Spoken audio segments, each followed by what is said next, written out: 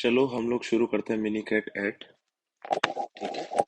तो देखो, जैसा कि मैंने पहले ही बोला है कि ये जो सेशंस हम लोग करते हैं इसके अंदर डिसीजन मेकिंग बहुत ज्यादा काम का पार्ट होता है। ये नहीं कि सवाल हमें आता है या नहीं आता, ये तो एक अलग बात है। ज्यादा फर्क इसमें किस बात से पड़ना चाहिए कि क्या हम ओपिनियन बनाना सीख पा रहे हैं या नहीं सीख पा रहे हैं।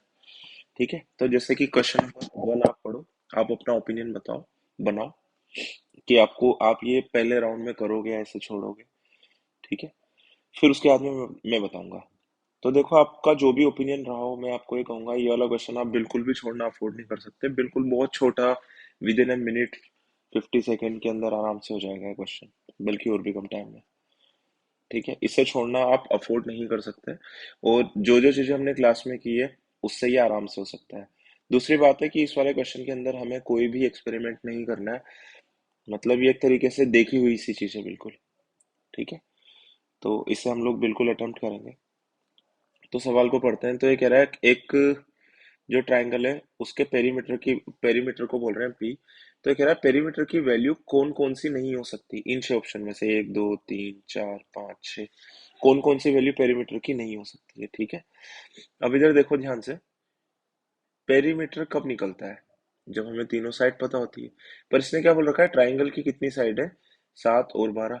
तीसरी साइड तो हमें पता है ही नहीं। तो जो भी हमें क्वांट में नहीं पता होता हम क्या करते हैं, उसको वेरिएबल मान लेते हैं, एक्स मान लेते हैं। ठीक है। तो मैं बोल रहा हूँ ये एक ट्राइंगल है जिसकी साइड्स क्या क्या है, 12 x और 7, है ना। 12 x और 7 एक ट्राइंगल बना रहे हैं। 12 x और 7 अगर एक ट्राइंगल बना रहे हैं तो फिर ट्राइंगल्स इनइक्वलिटी से हम एक्स की रेंज निकाल सकते हैं। और ये मैंने आपको क्लास में सिखाया भी है कि अगर किसी भी ट्राइंगल की अगर दो साइड अगर दे रखी हो, 12 और 7, और तीसरी साइड वेरिएबल हो, तो इसकी हम रेंज निकाल सकते हैं। कैसे निकाल सकते हैं? ऐसे निकाल सकते हैं कि एक्स बड़ा होगा दोनों साइड के डिफरेंस से। डिफरेंस का मतलब होता है बड़ा नंबर माइनस छोटा नंबर, और छोटा होगा दोनों साइड के सम से। तो एक्स की वैल्यू 5 से बड़ी होगी, बाकी किससे छोटी होगी? 19 से छोटी होगी। ठीक है। यानी कि एक्स की वैल्यू क्या क्या आ जाएगी, 5 से लेकर के 19 तक। ये आ गई इसकी रेंज। तो पेरीमीटर क्या होता है? पेरीमीटर होता है 12 + 7 + एक्स। ठीक है। तो ये पेरीमीटर कितना हो जाएगा, 19 + एक्स। और एक्स की वैल्यू क्या क्या है? एक्स की वैल्यू 5 से लेकर के 19 तक। ठीक है। तो पेरीमीटर की रेंज कितनी आ जाएगी, 24 से लेकर के और 38 तक। अब इधर ध्यान से देखो, इसके अंदर 24 भी इंक्लूडेड नहीं है और 38 भी इंक्लूडेड नहीं है। ओपन सर्कल आएगा यहाँ पर। यानी कि पेरीमीटर 24 भी नहीं हो सकता और 38 भी नहीं हो सकता। क्यों नहीं हो सकता? क्योंकि साइड भी एग्जैक्टली 5 नहीं हो सकती, 5 से बड़ी ही होनी पड़ेगी इसको। ठीक है। अच्छा, ये जो रिलेशन हमने लिखा है कि कभी भी दो साइड दे रखी हो और एक साइड वेरिएबल हो, ठीक है ना। तो इससे जो है मैंने जो रेंज निकाली है यहाँ पर, ये वाली वेरिएबल साइड की, ये किससे निकलती है? ट्राइंगल्स इनइक्वलिटी से। क्लास में बहुत डिटेल में हमने डिस्कस किया है इसको। ठीक है ना, कि दो साइड का सम तीसरी साइड से बड़ा होता है, उसी से ही निकला है ये। ठीक है। तो ये लर्निंग भी है आपके लिए। इस क्वेश्चन के अंदर लर्निंग एक छोटा सा टॉपिक डाल करके आप लोग लिखना भी है आपको, कि कभी भी किसी भी ट्राइंगल के अंदर अगर दो साइड दें और तीसरी साइड वेरिएबल हो तो हम उसकी रेंज निकाल सकते हैं। दोनों साइड के डिफरेंस से तो बड़ा होगा और सम से छोटा होगा, है ना। क्योंकि मैं ये तो नहीं कह सकता ना कि कुछ भी मैं रेंडमली में उठा करके ले लूंगा, 12 एक्स की वैल्यू 1 और 7 और ये ट्राइंगल बन जाएगा, बनेगा ही नहीं। क्योंकि छोटी क्लास में ट्राइंगल कैसे बनाते थे आप? ये 12 लिया, फिर 7 का ये 6 यहाँ पर होगा, 7 का एक आर्क आपने यहाँ पर लगाया, फिर 1 सेंटीमीटर का यहाँ पर लगाया। तो ट्राइंगल कब बनता था? छोटी क्लास में कंस्ट्रक्शन करते थे कि यहाँ वाला आर्क और यहाँ वाला आर्क कटेगा तो फिर ट्राइंगल बनेगा। अगर ये 1 है और अगर ये 7 है तो कटेगा ही नहीं और ट्राइंगल बनेगा ही नहीं। तो आर्क कटे उसकी कंडीशन क्या होती है, यही होती है। ठीक है। बहुत ज्यादा डिटेल में एक्सप्लेन कर दिया है मैंने, पर हमारा तो काम यहाँ पर इसी से ही चल जाएगा और इस वाली लाइन से चल जाएगा। तो ये बोल रहा है पी की वैल्यू कौन कौन सी नहीं हो सकती। 22 हो सकती है, बिल्कुल नहीं हो सकती। 24 हो सकती है, 24 से बड़ी हो सकती है। 24.0001 हो सकती है पर 24 नहीं हो सकती। 28 हो सकती है, 32 भी हो सकती है, 38 भी नहीं हो सकती और 39 भी नहीं हो सकती। यानी कि पी कितनी वैल्यू अज्यूम नहीं कर सकता, 4 वैल्यूज अज्यूम नहीं कर सकता। तो इसका आंसर कितना आ जाएगा, 4। ठीक है, मैंने एक्सप्लेनेशन बड़ा किया है इसका, सवाल डुएबल है, 40 सेकेंड्स के अंदर ये हो जाएगा। ठीक है, तो चलो आगे चलते हैं। दूसरी बात है, ये वाला क्वेश्चन है टाइम एंड वर्क का। तो ये वाला क्वेश्चन भी बहुत ज्यादा मुश्किल नहीं है, आसान सा क्वेश्चन है। अगर आपको पता हो तो एक चीज हमने ये की थी, वेरिएशन कुछ लिखवाया था मैंने क्लास के अंदर, वर्कर्स, डेज और वर्क, है ना। मैं ये लिख रहा हूँ कि एक्स वर्कर्स थे और ये कितने दिन में काम खत्म कर लेते हैं, 12 दिन में। और ये क्या काम खत्म करते हैं, एक दीवार बना लेते हैं। ये मान लो कि ये एक दीवार बना लेते हैं।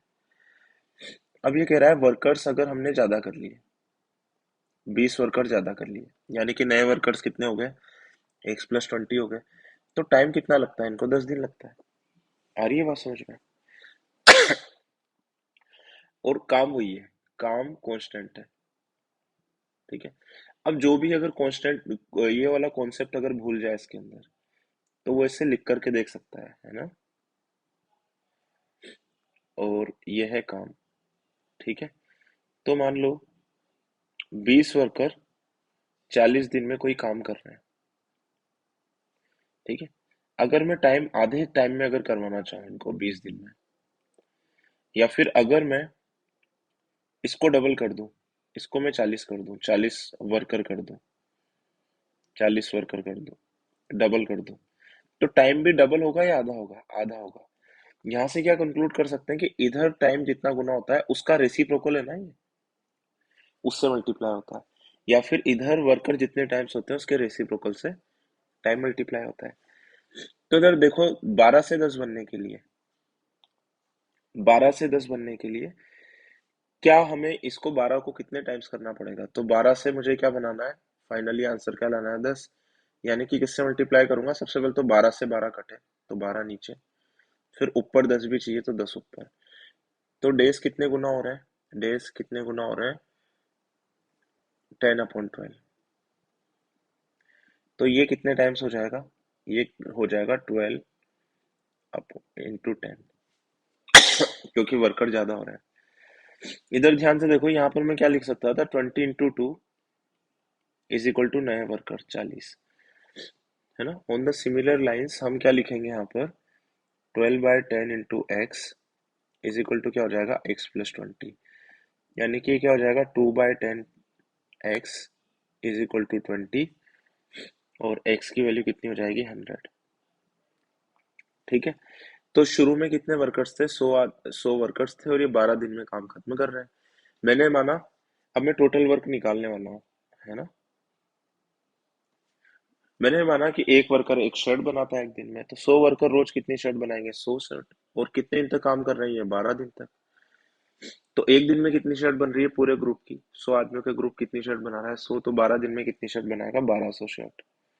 तो ये तो हो गया टोटल वर्क 1200 शर्ट का। अब ये कह रहा है एक अकेला मजदूर ये पूरा का पूरा काम कितने दिन में खत्म करेगा। तो एक अकेले मजदूर के लिए मैंने क्या माना था कि एक अकेला मजदूर रोज की एक शर्ट बनाता है, 1200 शर्ट बनाने के लिए 1200 दिन लगेंगे। ये तो कोई मैथ्स की भी जरूरत नहीं है इसके अंदर तो ये आ जाएगा डी। तो जो ग्रीन कर रहा हूँ वो आपको पक्का करना है। ठीक है ना, ये वाले क्वेश्चन है जिनको भी जितना भी टाइम बचा उसके अंदर आप आराम से सीख भी सकते हो। ठीक है, अच्छा क्वेश्चन नंबर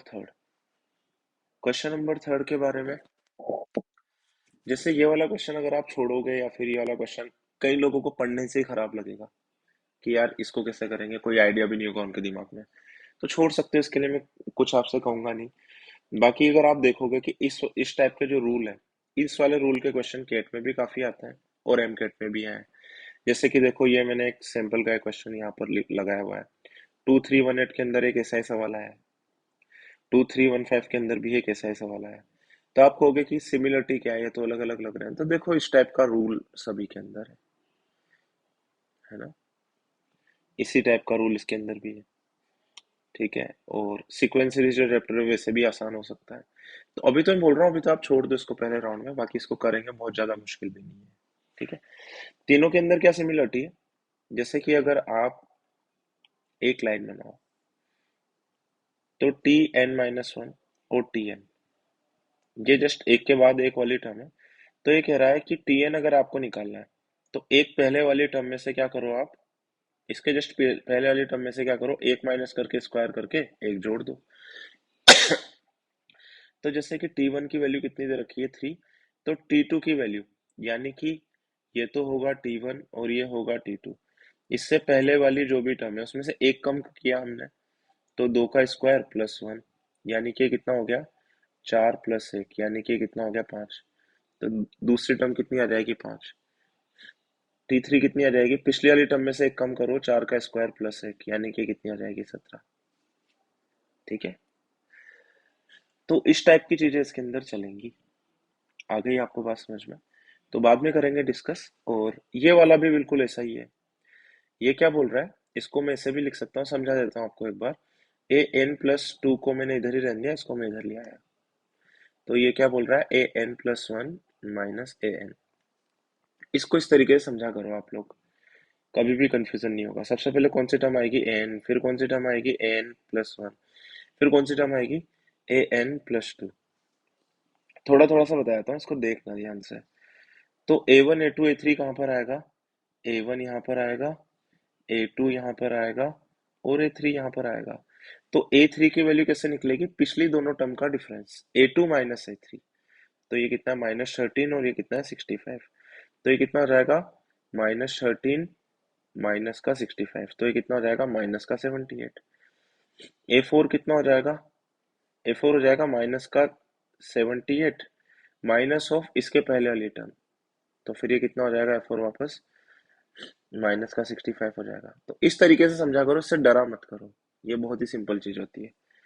ये two two three one five M केट के अंदर आया था, तो ये भी बहुत ज्यादा आसान है। ठीक है, आगे चले। ठीक है। अच्छा, तो इस वाले क्वेश्चन को भी आप छोड़ देते तो मैं कुछ कहता नहीं। अभी तक तीन क्वेश्चन में से दो क्वेश्चन करने जरूरी थे।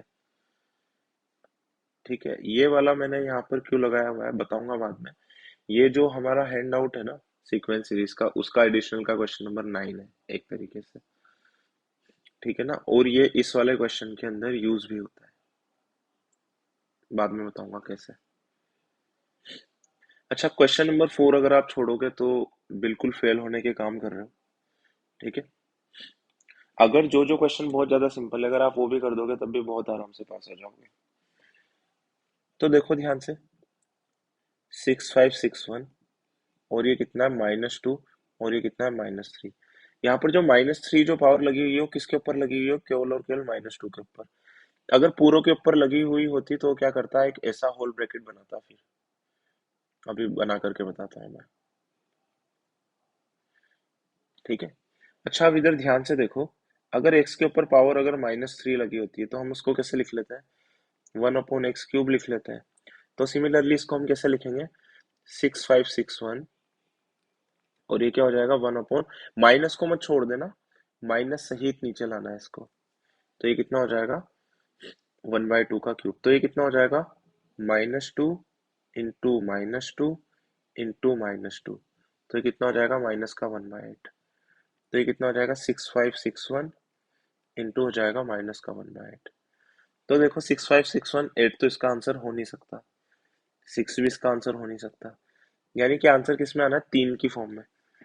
तीन की फॉर्म में आना है, यानी कि तीन कहाँ से कहीं से प्रकट तो हो नहीं जाएगा। ये कहाँ से बनेगा, तीन की किसी न किसी पावर से 100% बन रहा होगा। अब देखो, मैंने आपको काफी सारी चीजें याद करवाई है क्लास में। ये बात अलग है कि आपने की नहीं। ठीक है, दो की पावर मैंने 10 तक याद करवाई है आपको, पांच की पावर से याद करवाई है, सात की पावर से याद करवाई है, स्क्वायर याद करवाया आपको 30 32 तक। ठीक है, तो वैसे तो मुझे देखते ही पता चल गया था ये कि किसकी पावर है। हालांकि ये जरूर कंफ्यूजन था कि तीन की पावर सात से बनेगा या आठ से बनेगा, तो लिख करके जरूर देखा था। तो देखो, सात तक तो मैंने पावर याद करवाई है, और ये बन रहा है आठ से। ये हो जाएगा नौ, ये हो जाएगा 27, ये हो जाएगा 81, ये हो जाएगा 243, ये हो जाएगा 729, और यहाँ तक हमने किया है क्लास के अंदर। इसको क्या लिख लो, 2200 माइनस 13। अब 3 की पावर 8 के लिए मुझे क्या करना पड़ेगा, इसको इंटू 3 करना पड़ेगा। इसको इंटू 3 कर लो या इसको इंटू 3 कर लो, तो ये कितना हो जाएगा, 6600 माइनस 39। तो ये कितना हो जाएगा, 6561। तो ये कितना बन जाएगा, ये बन जाएगा 3 की पावर 8 माइनस 1/8। तो ये क्या होता है, 3 की पावर 8 इंटू, तो ये हो जाएगा 3 की पावर -1, यानी कि हो जाएगा 1/3। ये वाला क्या रूल लगाया मैंने, A की पावर B और होल पावर C, ब्रेकेट होना चाहिए यहाँ पर। तो ब्रेकेट होता है यहाँ पर, तो ये क्या हो जाता है, B इंटू C। तो ये आंसर कितना आ जाएगा इसका, 1/3। अगर ऐसे क्वेश्चन छोड़ोगे तो फिर कोई हेल्प नहीं कर सकता फिर आपकी। तो अभी तक 4 में से 3 क्वेश्चन तो आपको करने ही करने थे। इसके बाद में क्वेश्चन नंबर 5 एलजेब्रा का क्वेश्चन है। इस बात से एग्री करूंगा कि बहुत सारे लोग डर जाएंगे, तो कोई बात नहीं, छोड़ दो, एक्सपेरिमेंट भी क्यों करना है पेपर में, ठीक है। इसके बाद में ये वाला क्वेश्चन हम लोग करते हैं, है ना। ये वाला क्वेश्चन भी अगर आप नहीं करते हो पहले राउंड में, आपको डर लगता है, तो मैं कुछ नहीं कहूंगा, ठीक है। पर फिर भी मैं इस क्वेश्चन को अभी बताना चाहता हूँ। तो देखो, पहली टर्म क्या है इसकी, P। दूसरी टर्म क्या है, P+2Q। तीसरी टर्म क्या है, 3P+Q। और चौथी टर्म क्या है इसकी, 30। ठीक है। तो इधर ध्यान से देखो, एपी बनती है तो उसकी कोई ना कोई पहली टर्म होती है। पहली टर्म को जनरली हम क्या मानते हैं, ए। पर मैं यहाँ पर ए नहीं मानूंगा, पी मान लूंगा, क्योंकि मैं आपसे साथ में ये भी तो कहता हूँ कि कम से कम वेरिएबल अज्यूम करो। तो जो पी को पहली टर्म माना जा सकता है और दे रखा है, तो ए क्यों माने फिर। दूसरी टर्म क्या हो जाएगी, कॉमन डिफरेंस है, P+D। तीसरी टर्म क्या हो जाएगी, P+2D। और आखिरी टर्म कितनी हो जाएगी, P+3D। ठीक है। एपी बन गई ना। इससे जब मैंने ऐड किया डी, तो ये बन गया। फिर इसमें फिर से वापस से मैंने डी ऐड किया, तो ये बन गया। फिर से वापस से मैंने डी ऐड किया, तो ये बन गया। ठीक है। तो यहाँ पर देखो, ये पी पी तो दोनों जगह पर आ रहा है, यानी कि डी किसके बराबर होगा, डी बराबर होगा 2Q के, है ना। अब इस वाली टर्म को देखो मैं कैसे लिख रहा हूँ। इसका मैंने एक पी एक सेपरेट कर लिया और बाकी सारी चीजों को अलग लिख दिया, 2P+Q। ठीक है। फिर से वही वाली बात बोल दूंगा मैं यहाँ पर कि पी और पी तो यहाँ से बराबर दिख रहा है, तो यानी कि 2D की वैल्यू कितनी हो जाएगी, 2P+Q हो जाएगी। ठीक है। तो इसको भी मैं डबल कर दूंगा यहाँ से, तो ये कितना हो जाएगा, 2D इज इक्वल टू कितना हो जाएगा, 4Q। ठीक है। तो 2D की जगह पर मैं क्या रख सकता हूँ, यहाँ से उठा करके इसको रख दूंगा। तो ये कितना हो जाएगा, 2P इज इक्वल टू कितना हो जाएगा,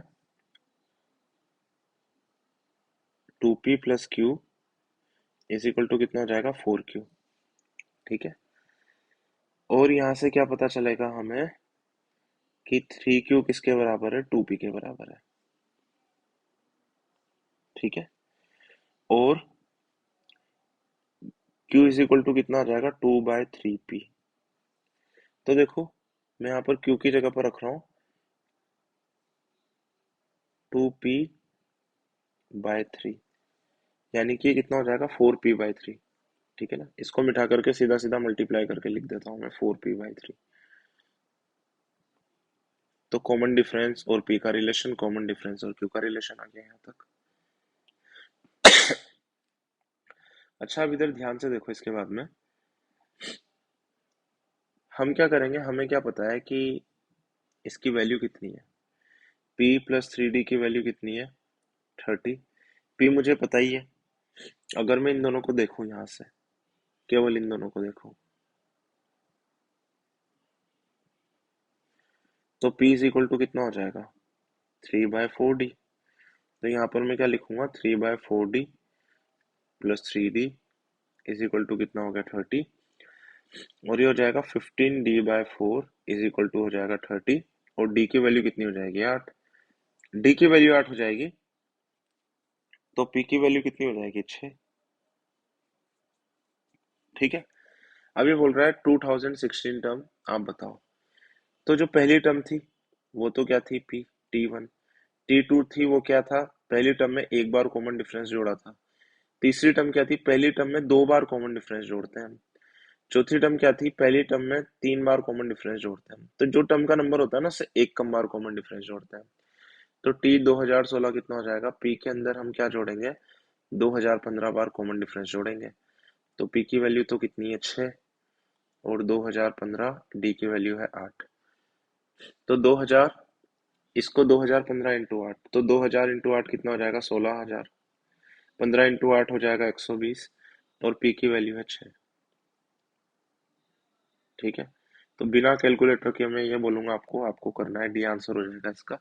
आप लोगों को हो सकता है थोड़ा सा बड़ा लगा हो ये, मेरे को तो एक्सप्लेन करना होता है तो मुझे तो थोड़ा सा सारी चीजें लिखनी पड़ती हैं। पर फिर भी मैं ये नहीं कहूंगा इसके लिए कि ये 1 मिनट में हो जाएगा, ये लेगा आपके 1.5 2 मिनट आपके ले सकता है। ठीक है, मैं खुद करूंगा तो मैं काफी सारी चीजें इसकी दिमाग में कर लूंगा, तो डायरेक्ट ही लिखूंगा चीजें, जैसे मैं लिख करके दिखाया है ये लिखूंगा नहीं, अवॉइड करूंगा, सीधे रिलेशन लिखूंगा। तो मैं इसे कर पाऊंगा 1 मिनट के अंदर। बाकी आप इसके अंदर अगर 2 मिनट भी लेते हैं तब भी कोई दिक्कत वाली बात नहीं। ठीक है, और जिन लोगों को अगर ये छोड़ना था तब भी कोई दिक्कत वाली बात नहीं। अब इधर ध्यान से देखो, ये वाला क्वेश्चन क्या करना था, तो जवाब है 100% करना था, ये वाला तो क्लास के नोट्स का क्वेश्चन है। ठीक है, और ये जब क्वेश्चन मैंने करवाया था तब साथ में बिल्कुल पैरेलल कोड्स के बीच के डिस्टेंस का एक केट का एक एक्चुअल सवाल भी करवाया था, हमने ये भी लिखा था इसमें गलती की क्या स्कोप होती है। ठीक है, इधर ध्यान से देखो, ये बना लिया मैंने एक सर्कल, ये है इसका सेंटर। ठीक है, ये बोल रहा है कि इसके अंदर दो कोड्स हैं, एक है 104 और एक है 120। तो हमें एक रूल तो पता है यहाँ से कि जो सेंटर से ज्यादा दूर होती है कोड वो छोटी होती जाएगी, ये दूर चली जा रही है, और जो पास में होती है सेंटर के वो बड़ी होती है। आ रही है बात समझ में? तो ये मैं क्यों बोल रहा हूँ, 120 की जो कोड है ना सेंटर के थोड़ी सी पास में बनाएंगे हम। ठीक है, ये है 120 की, और 104 की कोड थोड़ी सी दूर बनाएंगे। अब आप लोग कहोगे कि 104 की कोड इधर ही बना लो इस साइड, तो इसका जवाब है नहीं, क्योंकि ये क्या बोल रहा है, on east side of the centre, यानी कि अलग अलग साइड बनानी है हमें, पर थोड़ी सी दूर बनानी है। तो ये हो गई 104 वाली कोड। ठीक है, रेडियस कितनी है इसके, 65, 65, और मैं इससे इसके ऊपर परपेंडिकुलर ड्रॉप करूंगा, इससे इसके ऊपर परपेंडिकुलर ड्रॉप करूंगा, तो ये कितनी थी 104, तो ये कितनी हो जाएगी 52 और 52। ठीक है, तो देखो अब कुछ लोग क्या करेंगे यहाँ पर, 65 का स्क्वायर माइनस 52 का स्क्वायर, इसका रूट निकालेंगे, और जिसके लिए मैंने मना कर रखा है आपको। आप क्या करोगे, जो भी साइड दे रखी है उनका रेशो निकालो, 13 से घट गया 5 बार, 13 से घट गया 4 बार। अब मेरा अगला क्वेश्चन ये है कि क्या आपको कोई ट्रिपलेट आती है 5 4 से शुरू होने वाली, तो जवाब है हाँ।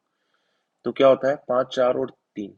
तो यहाँ पर मैं 5 को 5 नहीं बोल रहा हूँ, क्या बोल रहा हूँ, 65 किससे, 13 से मल्टीप्लाई करके। यहाँ पर भी 4 को 4 नहीं बोल रहा हूँ, 13 से मल्टीप्लाई करके क्या बोल रहा हूँ, 52 बोल रहा हूँ। तो यहाँ पर भी 3 को 3 ना बोल करके 13 से मल्टीप्लाई करके क्या बोलेंगे हम लोग, 39। आ गई बात समझ में? अब इधर ध्यान से देखो कि इसकी ये भी तो रेडियस है, ये भी कितनी है, 65 है। परपेंडिकुलर ड्रॉप करूंगा, ये 120 थी तो ये कितनी हो जाएगी, 60 और 60। अब इधर ध्यान से देखो, ये कितना हो जाएगा 65, और ये कितना हो जाएगा 60। 5 से कट गया 13 बार, और 5 से कट गया 12 बार। तो इधर ध्यान से देखो, 13 और 12 से कोई ट्रिपलेट आती है आपको, तो हाँ बिल्कुल आती है, 13 12 और 5। 13 को 13 नहीं कह रहा हूँ, 13 को कितना कह रहा हूँ, 65, 5 से मल्टीप्लाई करके। 12 को 12 नहीं कह रहा हूँ, 60 कह रहा हूँ, 5 से मल्टीप्लाई करके। तो 5 को 5 नहीं बोलेंगे, 5 से मल्टीप्लाई करके क्या बोलेंगे, 25। तो ये वाली साइड कितनी आ जाएगी, 25। तो दोनों कोर्स के बीच की डिस्टेंस कितनी होगी, 25 प्लस 39, यानी कि कितनी होगी, 64। ठीक है, आ रही है बात समझ में? अगर ये वाली लाइन नहीं लिखता, जो कि एक्चुअल कैट के क्वेश्चन में नहीं लिखी थी, तो फिर इसके दो आंसर आते हैं। एक आंसर तो तब आता जब दोनों कोर्स अलग अलग साइड है, और एक आंसर कब आता, जब दोनों कोर्स सेंटर के एक ही तरफ है। ठीक है, बना करके बताया था मैं, ये 120 वाली कोड और ये 104 वाली कोड। ठीक है, 120 वाली कोड की डिस्टेंस कितनी आ रही है सेंटर से, ऊपर से कॉपी कर रहा हूं मैं, 25। 120 वाली कोड की डिस्टेंस कितनी आ रही है, 25, और 104 वाली कोड की यहाँ से यहाँ तक ग्रीन से हाईलाइट कर रहा हूँ ताकि आपको समझ में आ जाए अच्छे से कि मैं कौन सी डिस्टेंस की बात कर रहा हूँ। ये कितनी आती है यहाँ से, 39। तो डिस्टेंस कितनी हो जाएगी इस बार, ये इतनी सी हो जाएगी, और आंसर कितना हो जाएगा, 39 माइनस 25। तो कितना हो जाएगा, 14। ठीक है, आ रही है बात समझ में? तो अगर ये वाली लाइन नहीं देता हो तो कैट में यही क्वेश्चन था और काफी सारे लोग गलत करके आए थे क्योंकि लोग अपने मन से मान लेते हैं कि दोनों कोड एक ही तरफ है। प्रश्न दे रखा है तो एक ही आंसर आएगा, वरना दो आंसर इसके आते हैं। तो क्योंकि ये क्लास नोट्स का क्वेश्चन है तो ये तो छोड़ना बनता ही नहीं है। इसके अलावा सवाल नंबर 8, ये भी बहुत ही इजी क्वेश्चन है, बहुत ज्यादा इजी क्वेश्चन है। ठीक है, आपको पता है कि कई सारे क्वेश्चन हम नंबर लाइन बना करके सॉल्व करते हैं। ठीक है, तो कोस्ट प्राइस को मैंने कितना मान लिया, 100। मतलब मैं एक आर्टिकल खरीद करके लाया, 100 रुपये मैंने खरीदा, उसके ऊपर कितने का मार्किंग मैंने कितनी की उसके ऊपर रेट की। तो ये कह रहा है 60% अप करके मार्क किया अपने कोस्ट प्राइस का। यानी कि मुझे पड़ा कितने का था वो, 100 रुपये का। 100 का 60% कितना होता है, 60 रुपये। तो मैंने 60 रुपये बढ़ा करके मार्क किया इसको, तो इसकी मार्क प्राइस कितनी आ जाएगी, 160। मतलब मैंने उसके ऊपर स्टिकर लगा दिया 160 का। पर जब मैंने उसे बेचा तो जो भी स्टिकर लगा हुआ था ना उसका 3/4 प्राइस के अंदर भी बेच दिया मैंने उसको। तो 3/4 इंटू 60, यानी कि मैंने उसको कितने रुपए में बेच दिया, 120 रुपये में बेच दिया। यानी कि मैंने उसको डिस्काउंट दिया कुछ, है ना। डिस्काउंट कितने रुपए का दिया, बेचा 120 रुपये में। तो ये कितना आ जाएगा, सेलिंग प्राइस जितने में बेचा, और डिस्काउंट कितने का दिया, 40 रुपये का। तो फाइनली वो बिक गया, यानी कि खरीदा था 100 रुपये का और बेचा फाइनली कितने का, 120 का। तो कितने रुपए का प्रॉफिट हो रहा है, 20 रुपए का, और क्योंकि कॉस्ट प्राइस सेम है तो 20% का प्रॉफिट हो रहा है। तो इस टाइप के क्वेश्चन भी आप लोग छोड़ना अफोर्ड नहीं कर सकते। ठीक है, अगर ऐसे क्वेश्चन अगर छोड़ रहे हो फिर तो मतलब फेल ही होना चाहिए ऐसे आदमी को, अगर पूरे साल भर आपने पढ़ाई की है। तो ऐसे क्वेश्चन एक्चुअली में आते भी है। मैं चाहूँ तो इसको काफी ज्यादा टफ भी बना सकता हूँ, ऐसा भी बना सकता हूँ कि 20 मिनट में एक या दो ही सवाल हो। बाकी मैं इसको बैलेंस रखने की कोशिश करता हूँ जिस टाइप से टेट का पेपर आता है। आ रही है आपको बात समझ में? तो देखो अभी तक हमारे 8 क्वेश्चन हो गए और 8 में से मेरे हिसाब से 8वां करना था, 7वां करना था, है ना। बाकी ये दोनों छोड़ दो, 2, 3, 4 और 5, तो 8 में से अभी तक हमें 5 सवाल तो करने ही करने थे। ठीक है, इसके बाद में ये वाला जो क्वेश्चन है, क्वेश्चन नंबर 9, तो ये वाला क्वेश्चन भी एक डुएबल क्वेश्चन था काफी ज्यादा। ठीक है, कैसे था डुएबल क्वेश्चन, देखो इधर ध्यान से। बाकी इसको भी अगर आप छोड़ दोगे तो यहाँ पर भी मैं आपसे कुछ नहीं कहूंगा, क्यों? क्योंकि कई लोगों को पीएनसी से बहुत ज्यादा डर लगता है, और क्योंकि प्रोबेबिलिटी पूरा एक पीएनसी बेस्ड टॉपिक है तो कई बार उससे भी डर लगता है। पर फिर भी मैं आपको अभी बता रहा हूँ, अगर एक एवरेज स्टूडेंट होगा तो इसे करेगा जरूर। ठीक है, तो प्रोबेबिलिटी की क्लासिकल डेफिनेशन क्या होती है, total cases upon favourable cases. ठीक है, आ रही है बात समझ में? तो इधर ध्यान से देखो, मैं क्या बोल रहा हूँ यहाँ से। मान लो टिकट कितने थे, 12। T1, T2, T3, T4, T5, T6, T7, T8, T9, T10, T11 और T12। इन 12 में से 6 तो थे लॉटरी वाले और 6 थे ब्लैंक जिनमें कोई इनाम नहीं निकलेगा। ठीक है, तो कोई भी आदमी इन 12 में से 5 टिकट कितने तरीके से ले सकता है, 5 नंबर कहाँ से आया? तो देखो, एक आदमी है, उसने 5 टिकट लिए थे, तो 5 टिकट कितने तरीके से ले सकता है, 12 डिफरेंट चीजों में से 5 चीजें सेलेक्ट करने के तरीके कितना होता है, 12C5 होता है। ठीक है, आगे बात समझ में, तो ये कितना हो जाएगा, 12C5। ठीक है, अच्छा 12C5 को चाहो तो आप सॉल्व भी कर सकते हो, या फिर रहने देना चाहते हो तो रहने भी दो, बाद में कर लेना। मैं भी कर रहा हूँ इसको सॉल्व। 7 फैक्टोरियल कट जाएगा और डिवाइड में कितना आएगा, 5 फैक्टोरियल, क्योंकि 5 फैक्टोरियल 120 होता है तो मैं 120 को सीधा सीधा काट रहा हूँ यहाँ से। ठीक है, और ये कितना आ जाएगा, ये आ जाएगा 792। तो ये तो हो जाएंगे आपके टोटल केसेस 792। आ गई बात समझ में? चलो इधर ध्यान से देखो, अब यहाँ से एक लर्निंग हमें मिलती है, जैसे कि कभी भी अगर फेवरेबल केसेस काउंट करना अगर मुश्किल या लेंदी हो, तो एक चीज होती है जिसको कहते हैं बाइजेक्शन, रूल ऑफ बाइजेक्शन। इसे बाइजेक्शन फंक्शन के साथ में कंफ्यूज मत कर लेना, बिल्कुल डिफरेंट चीज है। बाइजेक्शन प्रिंसिपल क्या बोलता है? ये बोलता है कि फेवरेबल काउंट करना अगर मुश्किल हो या लेंदी हो तो आप क्या करो, टोटल में से क्या माइनस कर दो, अनफेवरेबल, तो जल्दी हो जाता है। ठीक है, जैसे कि मैं बताता हूँ, हमें बोला हुआ है कि 4 बार 4 सिक्कों को उछाला है हमने, कम से कम एक हेड आए। ऐसे कितने केस हो सकते हैं? तो 4 सिक्कों को उछालने पर टोटल आउटकम क्या बन सकता है? 2 इंटू 2 इंटू 2 इंटू 2, तो कितने बन सकते हैं? 16। अभी बोल रहा है कम से कम एटलीस्ट एक हेड है, इसके कितने हो सकते हैं? तो आप अगर इसको करना चाहोगे कम से कम कि एक हेड आए 3 टेल आए, इसके कितने केस बनेंगे? 4। 4 कैसे? पहले पर हेड, दूसरे पर हेड, तीसरे पर हेड, चौथे पर हेड, फिर 2 बार हेड आए, 2 बार टेल आए। तो ऐसे काउंट करने लगोगे ना तो बहुत ही ज्यादा मुश्किल हो जाएगा। तो आप अनफेवरेबल काउंट कर लो, एटलीस्ट कम से कम एक बार तो हेड आए। इसका उल्टा क्या होगा? एक भी बार हेड ना आए, यानी कि चारों बार टेल आए। इसको छोड़ के तो बाकी सभी में आएगा ना। तो 16 में से आप क्या कर दोगे? एक माइनस कर दोगे, तो ये कितना आ जाएगा? 15। तो ये कह रहा है एटलीस्ट, क्या बोल रहा है कि जो इसने 5 टिकट लिए थे कम से कम एक में तो इनाम निकले ही। ठीक है, तो एक में तो इनाम निकले ही, तो इसको जब भी एटलीस्ट मिल जाता है तो देखो कितना लेंदी हो रहा है। मैंने क्या बोला था आपको? एटलीस्ट जब जब भी मिलता है तो एग्जैक्टली में कन्वर्ट करो। एग्जैक्टली एक इनाम वाला टिकट हो, ये ग्रीन हाईलाइट है ना, ये इनाम वाले टिकट है। एग्जैक्टली 2 इनाम वाले टिकट हो, तो देखो मैं कैलकुलेट करके बता देता हूँ। एग्जैक्टली एक इनाम वाला टिकट हो, एग्जैक्टली वर्ड लगाने से अपने आप ये इम्प्लाइड है कि 5 लिए थे, तो बाकी के जो 4 हैं वो खाली वाले टिकट हो, यानी कि बाकी के 4 यहाँ से चूज करने हैं मुझे। तो ये कितना आ जाएगा? 61 इंटू 64, तो ये कितना हो जाएगा? 90, है ना। ऐसे ही एग्जैक्टली 2, तो 6 ग्रीन में से 2 सेलेक्ट करने हैं, और 6 के अंदर से, क्योंकि मुझे टोटल 5 सेलेक्ट करने थे, 3 इधर सेलेक्ट करना है। ठीक है, आ रही है आपको बात समझ में? तो ये काफी ज्यादा लेंदी हो जाएगा। तो इसका उल्टा क्या है? अनफेवरेबल केस क्या है? कि एग्जैक्टली जीरो इनाम वाले टिकट आए। एग्जैक्टली जीरो इनाम वाले टिकट आए 5, तो इन 6 में से सेलेक्ट करो, तो ये कितना हो जाएगा? 65, तो ये कितना हो जाएगा? 6। ठीक है, तो फेवरेबल केसेस कितने हो जाएंगे यहाँ से? ब्लू पेन से लिख रहा हूँ। टोटल केसेस जो कि है 792 minus 6, total minus unfavourable, this is total and this is unfavourable. तो अब हम लोग कर लेते हैं इसको। तो ये क्या हो जाएगा?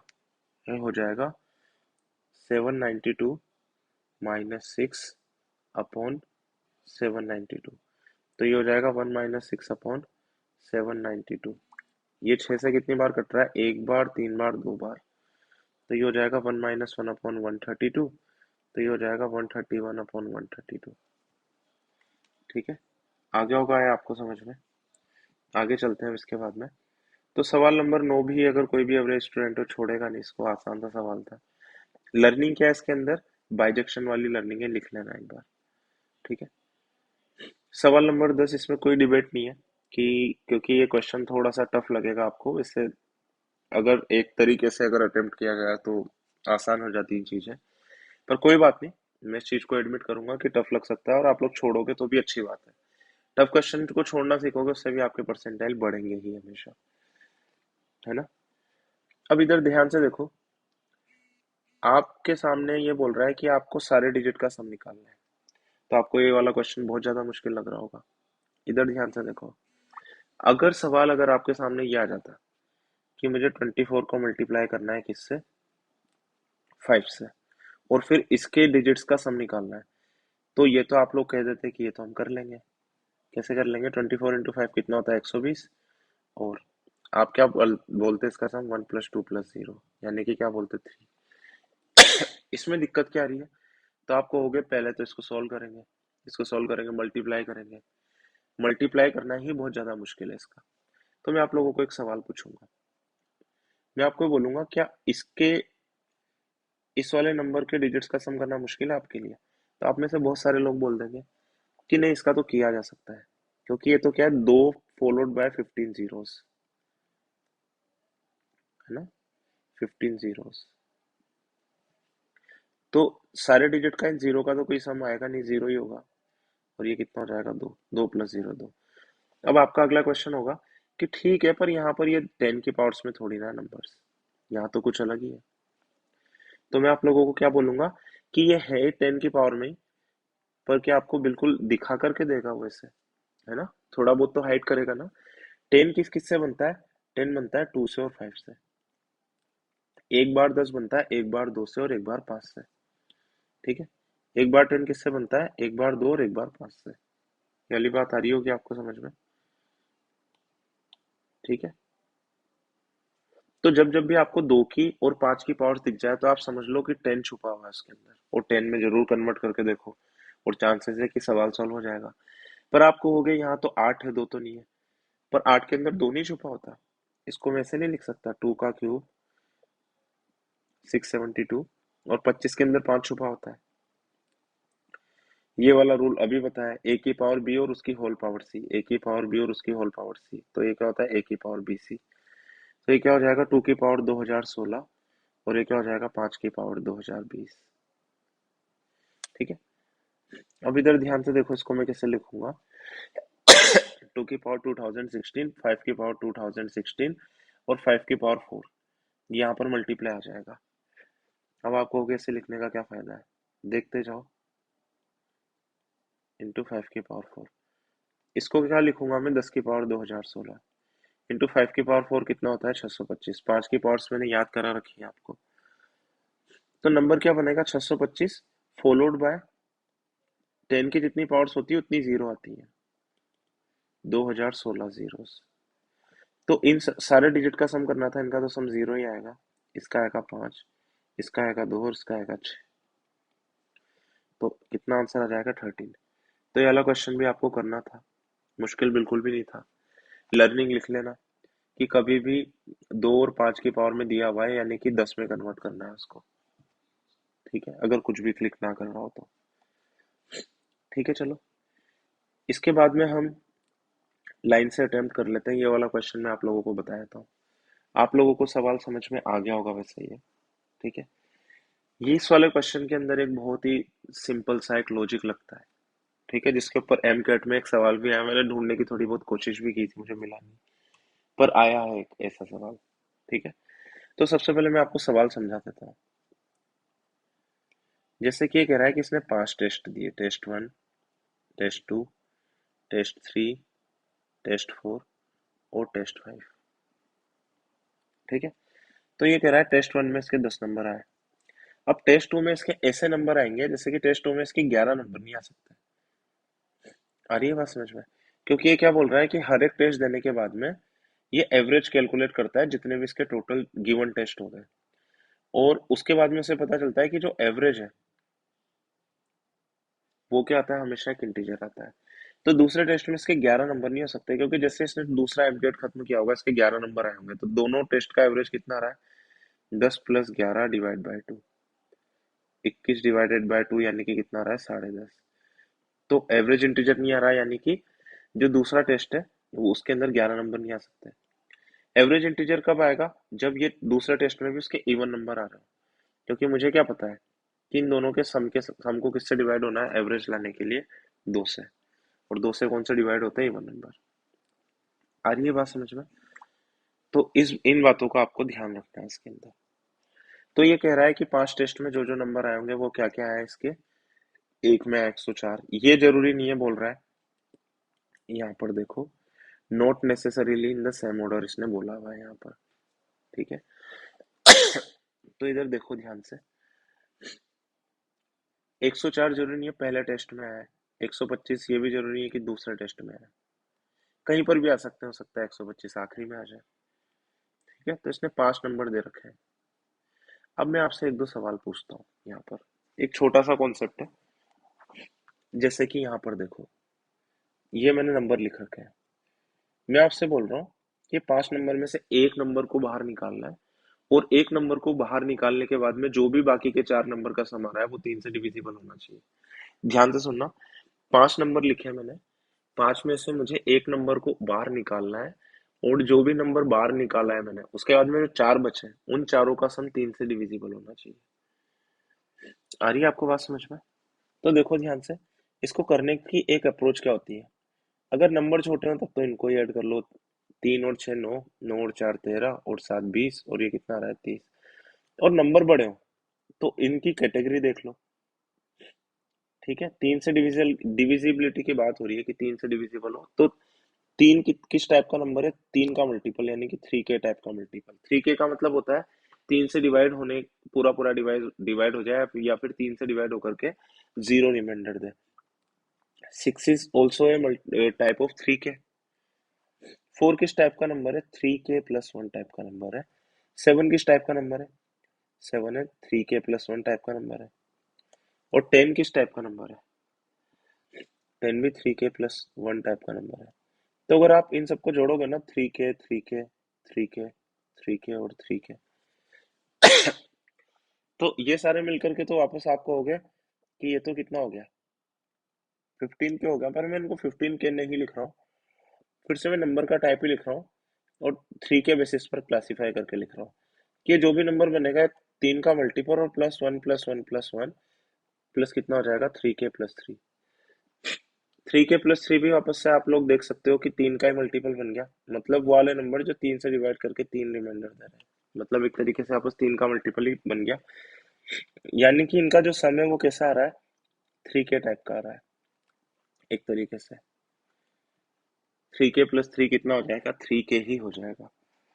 तो इनमें से अगर मुझे एक नंबर निकालना है ना, अगर मुझे इन सब में से अगर एक नंबर निकालना है, उसके बाद भी मुझे सम कितना रखना है उसका, तीन का, तीन से डिविजिबल ही रखना है, तो आप क्या रखोगे, तीन के मल्टीपल में से किस टाइप का नंबर माइनस करोगे आप, कि वापस से माइनस करने के बाद आंसर अभी भी तीन का मल्टीपल ही रहे। तो जवाब क्या है, थ्री के टाइप के नंबर ही आप माइनस करोगे, है ना। तो या तो आप तीन माइनस कर दो, तो आप देखोगे छः,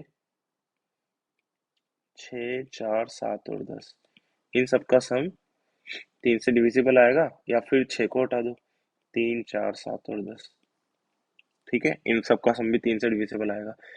पर अगर आपने ये वाला नंबर हटा दिया थ्री के प्लस वन टाइप का, ठीक है, तो अब आपका सम किस टाइप का आएगा, देखो ध्यान से, तीन का मल्टीपल था ना, इसमें से आपने क्या हटा दिया, ये वाला हटा दिया, ये वाला, तो आपका सम किस टाइप का आएगा, थ्री के प्लस टू टाइप का आएगा, यानी कि तीन से डिविजिबल नहीं आएगा। आ रही है बात समझ में। इसको मैं और एक्सप्लेन करता हूँ। अगर मान लो यहाँ पर होता 11, तो ये कितना होता है, इनका सम कितना होता है, थ्री के प्लस वन टाइप का होता है, थ्री के प्लस फोर आता है वैसे। ये फोर में से वापस फोर का रिमाइंडर, क्योंकि थ्री के प्लस फोर जो टाइप है ना, इसको मैं थ्री के प्लस वन भी लिख सकता हूँ। इसका क्या मतलब है, वो नंबर जो तीन से डिवाइड करने के बाद में चार रिमाइंडर दे रहा है, जैसे कि सात, है ना। इससे कंफ्यूज मत हो जाना कि ये चार रिमाइंडर कैसे दे रहा है, चार ऐसे दे रहा है कि मैंने डिवाइड ही एक ही बार किया। अब इससे कंफ्यूज मत हो जाना कि एक ही बार कैसे डिवाइड कर सकते हैं, स्कूल में तो कुछ और सिखाया हमें। तो मैं आपको ये बोल रहा हूँ कि चार रिमाइंडर बोल दो या फिर एक रिमाइंडर बोल दो, फिर से तीन से डिवाइड कर दो इसको, एक रिमाइंडर हो जाएगा, तो बात एक ही है। तो ये सम किस टाइप का है, अभी इनका थ्री के प्लस वन टाइप का है।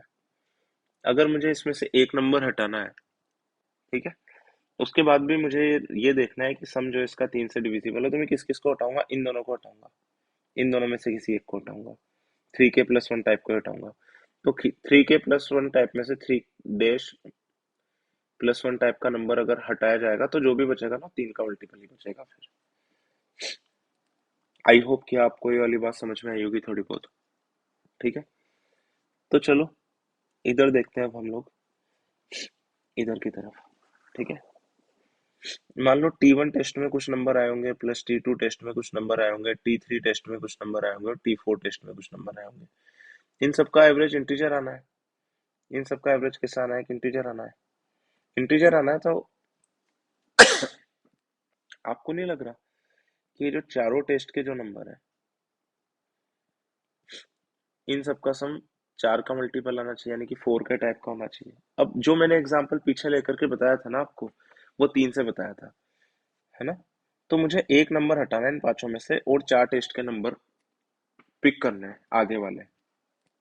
ठीक है, तो 104 किस टाइप का नंबर है, फोर के टाइप का ही नंबर है, चार से डिविजिबल होता है। 125 किस टाइप का नंबर है, यह है फोर के प्लस वन टाइप का नंबर, यानी कि आखिरी 25 का आप देख लो, 125 है ना, 25 का रिमाइंडर कितना आता है, चार से एक, ये किस टाइप का नंबर है? ये भी 4k+1 टाइप का नंबर है। ठीक है। ये किस टाइप का नंबर है? ये अगेन 4k टाइप का नंबर है। और ये किस टाइप का नंबर है? 72। ये है 4k+3 टाइप का नंबर है। तो सभी का सम, पांचों के पांचों नंबर का सम कितना आ रहा है? 4k को 4k ही रहने दो, इसको 4k, है ना। आप ये भी कह सकते हो कि 20k आ रहा है, पर 20k लिखने से कोई फायदा नहीं है। ठीक है, इसको 4 ही बोल दो कि 4 का मल्टीपल आएगा प्लस एक्स्ट्रा में कितना आएगा सभी का सम। तो देखो पिंक से मैं हाईलाइट कर रहा हूँ। एक्स्ट्रा में सम कितना आएगा? 1, 2, 5। तो ये कितना हो जाएगा? 4k+5। 4k+5 में से वापस से, स्वाइप में से वापस से 4k माइनस कर लो, तो मैं क्या बोल सकता हूँ? सम किस टाइप का आ रहा है? 4k+1 टाइप का आ रहा है। इन पांचों नंबर्स का सम किस टाइप का आ रहा है? 4k+1 टाइप का सम आ रहा है।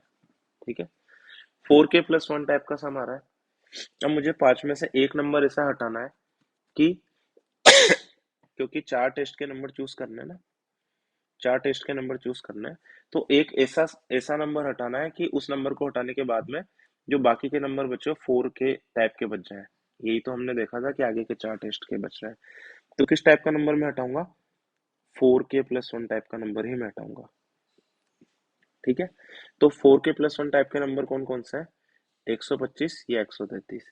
यानी कि जो पहले चार टेस्ट के नंबर आएंगे ना, उनमें से या तो आपको चार नंबर जो आपको जोड़ने हैं वो कौन कौन से जोड़ने हैं? ये तो जोड़ने ही है आपको, 104, 148 और 175। प्लस आपको इन दोनों में से कोई एक जोड़ लो, तब भी ये चार का मल्टीपल हो जाएगा। या तो आप 125 को जोड़ लो, या फिर आप 133 को जोड़ लो। तो शुरू के चार टेस्ट के नंबर में से तीन के तो फिक्स हो गए, है ना। इनमें से कोई एक पांचवें टेस्ट का नंबर होगा। ठीक है, इनमें से कोई एक पांचवें टेस्ट का नंबर होगा, तो मैं इसको लिख देता हूँ यहाँ पर। अच्छा, इस क्वेश्चन के बारे में आप कमेंट करके जरूर बताना वीडियो के अंदर, क्योंकि ये क्वेश्चन थोड़ा सा आपको मुश्किल लग सकता है कि आपको समझ आया नहीं आया। तो पांचवें टेस्ट के नंबर क्या क्या हो सकते हैं? तो देखो मैं बताया था आपको, या तो 125 होंगे, या फिर 133 होंगे, है ना। तो ये जो मैंने फिक्स कर दिया ना, इसका मतलब क्या है? दोनों साथ में पहले चार टेस्टों में नहीं आने चाहिए, है ना। बस यही कंडीशन है, दोनों साथ में पहले चार टेस्टों में आ जाएंगे तो चार से डिविजिबल नहीं बनेगा और पहले चार टेस्ट का एवरेज इंटीजर नहीं होगा। ठीक है, इसके बाद में मैं बात कर रहा हूँ कि पहले तीन टेस्ट का एवरेज भी एक इंटीजर है। यानी कि जो तीन टेस्ट का जो सम है वो क्या है? थ्री का मल्टीपल है। अब थ्री से क्लासिफाई करते हैं इसको। ये किस टाइप का नंबर है? ये है 3k+2 टाइप का नंबर है। ये किस टाइप का नंबर है? ये भी 3k+2 टाइप का नंबर है। ये किस टाइप का नंबर है? ये है 3k+1 टाइप का नंबर है। मैं बताया कैसे कर रहा हूँ इसको इतना जल्दी जल्दी? सम ऑफ डिजिट से, तीन तीन छह और एक साथ। ये किस टाइप का नंबर है? ये भी 3k+1 टाइप का नंबर है। और ये किस टाइप का नंबर है? ये भी 3k+1 टाइप का नंबर है। तो देखो, अगर मैं सभी को सम करूंगा तो कितना आ जाएगा? 3k, 3k, 3k और 3k। तो कितना आ जाएगा? 3k। और रिमाइंडर में कितना आएगा देखो, तो ग्रीन से हाईलाइट कर रहा हूँ मैं। एक और दो तीन, तीन दो पाँच, पाँच और एक छः, और एक कितना हो जाएगा? 7। आ रही है बात समझ में? तो ये कितना हो जाएगा? 3k+7। 3k+7 में से वापस से तीन माइनस कर दो, तो ये कितना हो जाएगा? 3k+4। फिर से तीन माइनस कर दो, तो ये कितना हो जाएगा? 3k+1। यानी कि इन सारे के सारे नंबर्स का सम कैसा आ रहा है? दोनों बातें एक ही है, या तो 3k+4 टाइप का आ रहा है, या फिर 3k+1 टाइप का आ रहा है। ठीक है ना, बात एक ही है। मैं यहाँ से ले रहा हूँ अभी। मुझे क्या करना है? दो नंबर हटाने हैं, और दो नंबर हटा करके तीन नंबर्स का सम किस टाइप का बनाना है? 3k टाइप का, तीन के मल्टीपल टाइप का बनाना है। यानी कि दो नंबर का सम क्या, तुम्हें मेरे को किस टाइप का नंबर माइनस करना पड़ेगा? 3k+4 टाइप का नंबर ही मुझे माइनस करना पड़ेगा। तो 3k+4 टाइप का नंबर किस किस से बन रहा है? तो 3k+4 टाइप का नंबर बन रहा है 104 से और 125 से। इसका मतलब क्या हुआ कि मुझे तीन का मल्टीपल बनाने के लिए किस किस का सम चाहिए? इन तीनों का, 133, 148 और 175। आ रही है बात समझ में? तो जो तीन जो होंगे ना, ये तीनों जो होंगे, ये तीनों मुझे मिल गए। ये होंगे 148, 133 और 175। ठीक है, अगर ये समझ में ना आया तो मुझे बताना, मैं इसको और भी डिटेल में एक्सप्लेन करूंगा एक अलग से वीडियो बना करके। कमेंट करके बताना। अब इनका ऑर्डर जरूर मुझे नहीं पता। बाकी ये क्या आ जाएगा, 104 तो मैंने गलत लिख दिया, 148, 175 और 133। अच्छा, इधर वाले क्या हो जाएंगे, इधर वाले जो बाकी के बचेंगे वो दो हो जाएंगे। क्या क्या हो जाएंगे, ये हो जाएगा 104 और 125 किसी भी ऑर्डर में। पर मुझे ये तो पता चल गया कि 133 तो यहाँ नहीं आ सकता, 133 तो पहले तीन में ही आएगा। इसका क्या मतलब हो गया, पांचवी जगह पर कौन आएगा, ये बात फाइनल हो गई। अब टेस्ट 5 में इसके कितने नंबर आएंगे, ये मैं लिख रहा हूँ यहाँ पर। टेस्ट 5 में इसके नंबर आएंगे 125, क्योंकि 133 तो पहले इसमें आएगा, तो 104 किस में आ जाएंगे, इसमें आ जाएंगे चौथे टेस्ट में। अच्छा, अब एक चीज मैं आप लोगों को और बताता हूँ। मुझे क्या पता है कि पहले और दूसरे टेस्ट के नंबर का जब मैं एवरेज निकालूंगा तो ये भी क्या बनना चाहिए, इंटीजर। यानी कि पहले और दूसरे टेस्ट के जो नंबर है, ये क्या बनना चाहिए, टू के टाइप का बनना चाहिए। और टू के टाइप का क्या होता है, इवन होता है। यानी कि पहले और दूसरे टेस्ट का इवन कब बनेगा, या तो जब दोनों इवन होंगे या फिर दोनों ओड होंगे। पर पहले और दूसरे के लिए मेरे पास में चॉइस में दो बार इवन तो है ही नहीं, एक बार इवन है और दो बार ओड है। इसका मतलब क्या हो जाएगा कि पहले और दूसरे टेस्ट में 175 और 133 या फिर 133 और 175 होंगे। और टेस्ट थ्री का फिक्स हो जाएगा, टेस्ट थ्री का कितना हो जाएगा नंबर, टेस्ट थ्री का हो जाएगा 148। तो उसने पूछा था तीसरे और चौथे टेस्ट में डिफरेंस बताओ मार्क्स में, तो आंसर आ जाएगा इसका 44। तो इसको आप कमेंट करके जरूर बताना एक बार मुझे, ठीक है, कि ये समझ आया नहीं आया। अगर समझ नहीं आया होगा तो फिर मैं और डिटेल में बाद में आगे एक्सप्लेन करूंगा। ठीक है, ये है सवाल नंबर 8, 9, 7, 6 वाला हमने कर ही लिया था। तो अब कितने करने हैं हमें सवाल, हमें केवल शायद दो ही करने हैं अब। ठीक है, तो ये वाला क्वेश्चन मैं आपको करके बताता हूँ।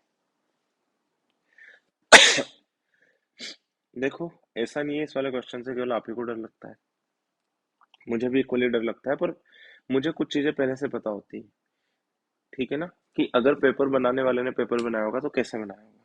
ठीक है, अगर ऐसा सोचते हो कि इसको हिट एंड ट्रायल से अगर रख रख करके, वैल्यू रख रख करके आप सॉल्व कर सकते हो, तो बिल्कुल गलत सॉल्व कर सकते हो। अगर ऐसे सॉल्व करना हो तो जिसने बनाया उससे भी ना हो ये सॉल्व। फिर दूसरी जो मुझे उम्मीद की किरण यहाँ से नजर आती है, वो क्या नजर आती है, X cube plus Y cube से शुरू होने वाला कोई फॉर्मूला मुझे आता है क्या। तो ध्यान से देखो, आता तो है 3xy, एक्स क्यूब भी हो, वाई क्यूब भी हो, एक्स वाई भी हो। ये फॉर्मूला किसका होता है, ये फॉर्मूला होता है इसका, एक्स प्लस वाई के होल क्यूब का। तो मैं क्या करूंगा, मैं इसको इसमें कन्वर्ट करने की कोशिश करूंगा, इस पूरे को इस वाले फॉर्मेट में। ठीक है ना, अब आप कहोगे इससे क्या होगा, तो देखते जाओ क्या होगा। तो ये हो जाएगा X cube plus Y cube plus three, देखो मैंने एक्स्ट्रा निकाला है 3xy, और 144 बनाना था, तो थ्री थ्री इंटू 48 मिलकर के कितना बन जाता है, 144। तो ये अंदर कितना हो जाएगा, 48 इज इक्वल टू कितना हो जाएगा, जो भी हो जाएगा। इधर ध्यान से देखो, अब इधर ध्यान से देखो, एक्स प्लस वाई को मैं मान रहा हूँ एक मिनट के लिए 48। ठीक है, एक्स प्लस वाई को मैं कितना मान रहा हूँ, एक मिनट के लिए मैं मान रहा हूँ 48। ठीक है, मैंने अज्यूम किया है,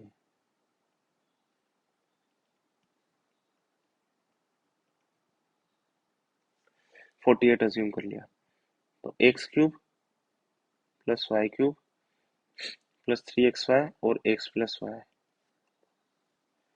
ठीक है, इस इक्वल टू कितना आ जाएगा ये, एक्स प्लस वाई का होल क्यूब। अगर मैंने इसको 48 अज्यूम कर लिया, 48 अज्यूम कर लिया, तो मैं इसको क्या लिख सकता हूँ, एक्स प्लस वाई का होल क्यूब। और एक्स प्लस वाई का अगर मैंने होल क्यूब अज्यूम कर लिया इसको, यानी कि 48 का क्यूब करके देखो क्या इससे ये वाला नंबर बन रहा है, 110592। तो देखो, इसका स्क्वायर तो सभी को याद होता है ना, 2304। इसको 48 से मल्टीप्लाई कर लो या कैलकुलेटर की हेल्प ले लो, यही बन रहा है। यानी कि जो भी हमने अज्यूम किया था ना, वो सही अज्यूम किया था। क्या, X plus Y is equal to 48। ये सही अज्यूम किया था हमने। ठीक है। ये कह रहा है कि x plus Y is equal to 48, इसके ऑर्डर्ड पेयर सोल्यूशन निकालना है मुझे। ऑर्डर्ड पेयर सोल्यूशन निकालना है। और ये दोनों कैसे, नॉन नेगेटिव। नॉन नेगेटिव का मतलब है नेगेटिव ना हो, जीरो हो चलेगा, पॉजिटिव हो भी चलेगा। तो x plus Y is equal to कितना है, 48। तो x जीरो वाई कितना आ जाएगा, 48। x वन वाई कितना आ जाएगा, 47। ऐसे करते करते आखिरी क्या आएगा कि ये 48 है और ये कितना है, जीरो है। x से लेकर के 48, तो 48 ये हो गया और एक सोल्यूशन क्या हो गया, ये। तो टोटल सोल्यूशन कितना रहेंगे इसके, 49। तो इसका आंसर कितना आ जाएगा, कितने सोल्यूशन होंगे इसके ऑर्डर्ड पेयर का मतलब, जीरो 48 को एक अलग सोल्यूशन काउंट करो और 48 और जीरो को एक अलग सोल्यूशन काउंट करो, तो आंसर आ जाएगा इसका 49। अच्छा, फिर से एक दो बातें मैं यहाँ पर डिस्कस करता हूँ कि हमें क्लिक कैसे करेगा। ऐसे क्लिक करेगा एक्स वाई देख करके कि ऐसे इससे रिलेटेड कोई फॉर्मूला आता है हमें। आ रही है बात समझ में। और एक्स वाई को मैंने 48 क्यों माना, क्यूब में कन्वर्ट करने के लिए। ठीक है। चलो आगे चलते हैं। ठीक है, अब मेरे हिसाब से एक क्वेश्चन और रह गया है। अच्छा, मैं आपसे एक बात पूछ रहा था। ठीक है, वैसे मैं दूसरे तरीके से भी करके बता सकता हूँ उसको। इस वाले क्वेश्चन को, इस वाला ये वाला क्वेश्चन था सिंप्लीफाई वाला। सिंप्लीफाई। ठीक है। तो इसको सिंप्लीफाई कैसे करोगे, क्या इस फॉर्मेट का नहीं है। वन प्लस है, वन प्लस ए स्क्वायर। क्योंकि ए में किसको बोल रहा हूँ, 1/5 को। ये क्या, 1/5 का स्क्वायर। ये क्या है, 1+5 का 5 की पावर 4। और ये क्या है, जो भी होगा। क्या आपको ऐसा कोई फॉर्मूला आता है जिसका पार्ट a+1 होता है। इधर ध्यान से देखो। तो a+1 तो बहुत सारे फॉर्मूले का पार्ट होता है। a+1 का होल स्क्वायर का भी होता है, a² - 1 का भी होता है। क्या होता है ये, वन प्लस है और वन माइनस है। उल्टा लिख दिया मैंने, इसको सीधा कर लेता है। ठीक है। तो इस टाइप की चीजें जब भी आ जाए आपके पास में, तो आप क्या करना है, इसके अंदर इसको मल्टीप्लाई कर दो एक बार, वन माइनस ए से, ऊपर भी और नीचे भी। ऊपर नीचे दोनों तरफ मल्टीप्लाई करोगे तो फिर फर्क नहीं पड़ेगा। अच्छा, मैं ये नहीं बता रहा हूँ कि ये मैंने इस वाले क्वेश्चन में, कौन से क्वेश्चन को समझाने के लिए मैंने इसको यहाँ पर लाया था, इस वाले क्वेश्चन को। पर मैं आपको ये नहीं बता रहा हूँ कि यहाँ पर लग कैसे रहा है। ये आपको मुझे बताना है कमेंट करके, कमेंट बॉक्स में कैसे लग रहा है। यहाँ तो मैं इसको सोल्व तो वैसे ही कर दूंगा। ये दोनों मैंने क्यों बताया था यहाँ पर, ये दोनों मैंने सिमिलरिटी बताने के लिए बताया था कि इस टाइप की चीजों से डरा मत करो, आसान होती है। ठीक है। तो इधर देखो ध्यान से। इससे क्या हो जाएगा, ये दोनों मिलकर के क्या बन जाएंगे, ये दोनों मिलकर के बन जाएंगे वन माइनस ए स्क्वायर। अब देखो कंटिन्यूएशन में ये वापस से नया बन गया a+b a-b। तो ये दोनों मिलकर के कितने बन जाएंगे, 1 - a⁴। फिर से a+b, फिर से a-b कंटिन्यूएशन में लग जाएगा। तो इसी चीज का यूज करके मैं इस वाले क्वेश्चन को भी सॉल्व कर सकता हूँ।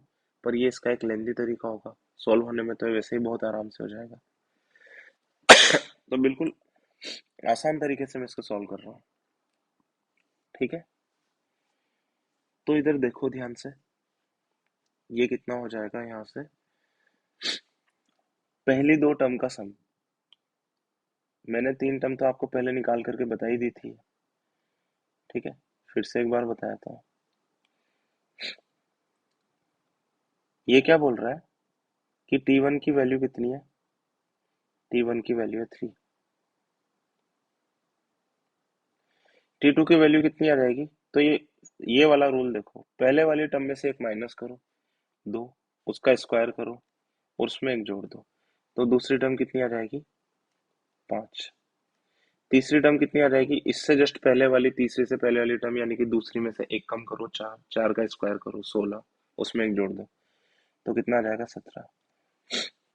टर्म 4 कौन सी आ जाएगी, इससे पहले वाली एक टर्म यानी कि तीसरी टर्म, उसमें से एक कम करो, 16, उसका स्क्वायर करो, 256, उसमें एक जोड़ दो। तो ये कितना हो जाएगा, 257।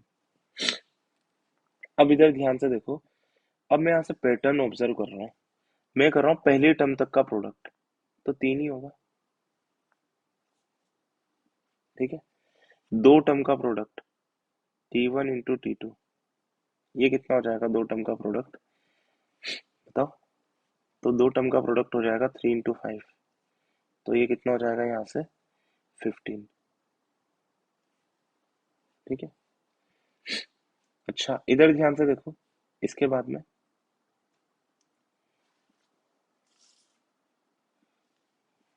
तीन टर्म का अगर प्रोडक्ट अगर मुझे चाहिए, T1 T2 और T3, तो पहले ही दो के प्रोडक्ट में क्या करो, जो कि 15 था उसमें 17 से मल्टीप्लाई कर दो, तो ये कितना आ जाएगा 255।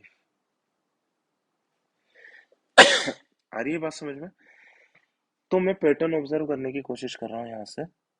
क्या पैटर्न ऑब्जर्व करने की कोशिश कर रहा हूँ, देखो ध्यान से। अगर मुझे तीन टर्म का प्रोडक्ट चाहिए, ठीक है, तो मुझे दो की पावर कितनी लगानी है यहाँ पर, दो की पावर कितनी लगा दूं कि ये आ जाए 255।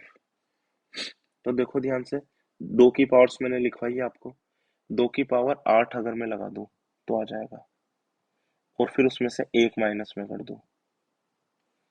ठीक है, ये कितने से आ जाएगा, ये आ जाएगा दो की पावर दो लगाने से आ जाएगा, और फिर उसमें दो की पावर चार लगाने से आ जाएगा, और फिर उसमें से मैं एक माइनस कर दूं। ये क्या आ जाएगा, एक टर्म तक का प्रोडक्ट कब आ जाएगा, दो की पावर एक लगाने से आ जाएगा, फिर मैं इसमें से एक माइनस कर दूं। ठीक है। अब इधर ध्यान से देखो, इसको और मैं सिंप्लीफाई करता हूँ।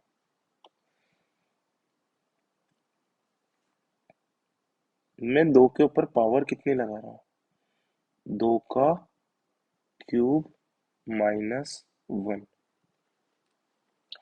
यहाँ पर मैं दो के ऊपर पावर कितनी लगा रहा हूँ, चार। चार को मैं क्या लिख रहा हूँ, दो की पावर दो माइनस वन। आ रही है आपको बात समझ में? ठीक है। ये मैंने गलत लिखा है, टू की पावर वन नहीं होगा, होगा टू की पावर टू माइनस वन। इसको मैं कैसे लिख सकता हूँ, टू की होल पावर टू की पावर वन और माइनस वन। तो देखो अब मैं आपको एक चीज ऑब्जर्व करवा रहा हूँ, ध्यान से ऑब्जर्व करना। पहली टर्म तक का प्रोडक्ट था, तो उसके अंदर यहाँ पर वन आ रहा था। दूसरी टर्म का प्रोडक्ट था, तो यहाँ पर दो आ रहा था।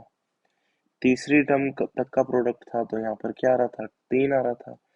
तो सिमिलरली अगर 10वीं टर्म तक का अगर प्रोडक्ट होगा, तो यहाँ पर क्या आ जाएगा, टू। टू के ऊपर पावर कितनी हो जाएगी, 10, और ये कितना हो जाएगा, -1। टू की पावर 10 कितना होता है, ये केवल ऊपर वाला, तो ये होता है 1024, क्योंकि टू की पावर तो मैंने याद करवाई हुई है। तो आंसर क्या आ जाएगा इसका, बी।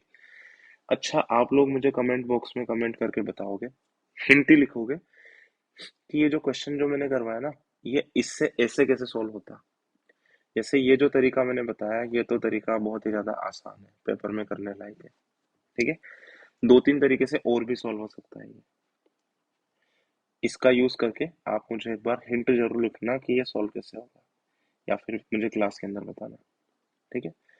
तो इसके अंदर देखो मैंने 6 क्वेश्चन बताए, जो कि कोई भी कर सकता था, तो 11 में से 5 या 6 भी आप कर लेते हो, यानी कि 22 में से कितने करके आ रहे हो आप, 10 से 12 क्वेश्चन।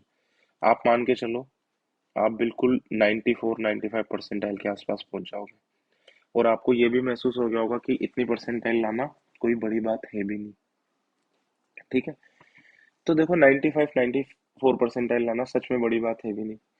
हाँ, प्रेशर सिचुएशन में वाली बात है कि प्रेशर हैंडल करना आपको जरूर आना चाहिए। ठीक है।